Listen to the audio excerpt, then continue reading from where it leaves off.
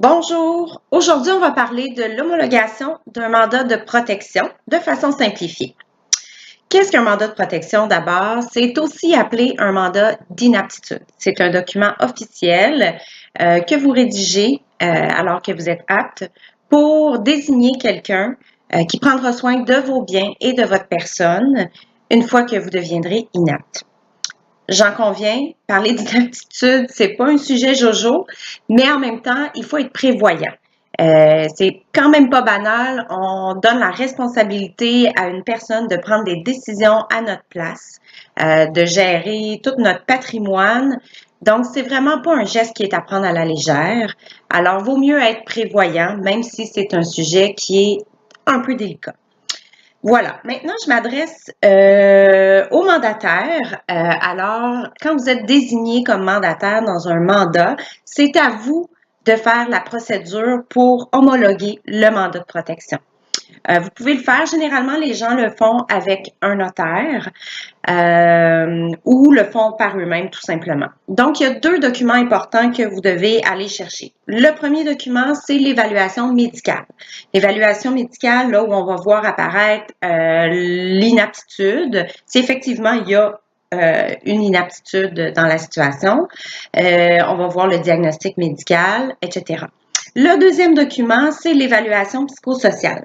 L'évaluation psychosociale est faite par le travailleur social. Donc, on évalue l'ensemble de la situation.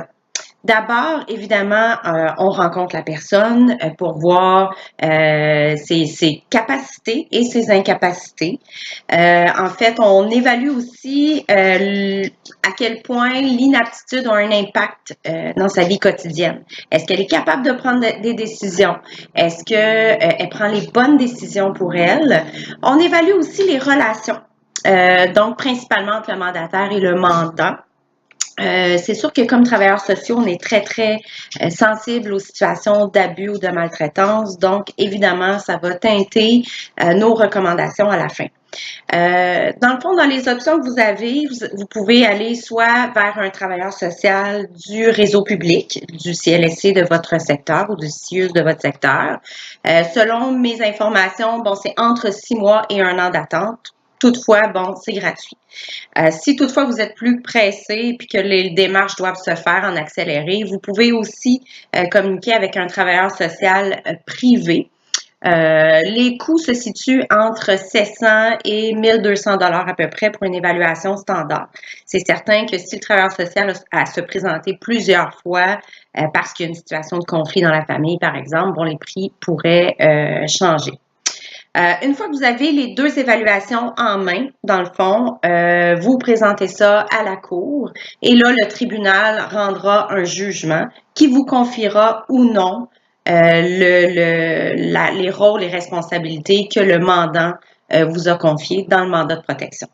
Donc voilà, j'espère que j'ai éclairé un peu vos lanternes par rapport au mandat de protection.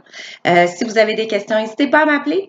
Mon nom, Mélanie Sange, travailleuse sociale privée dans le contexte de l'homologation des mandats de protection. Bonne journée!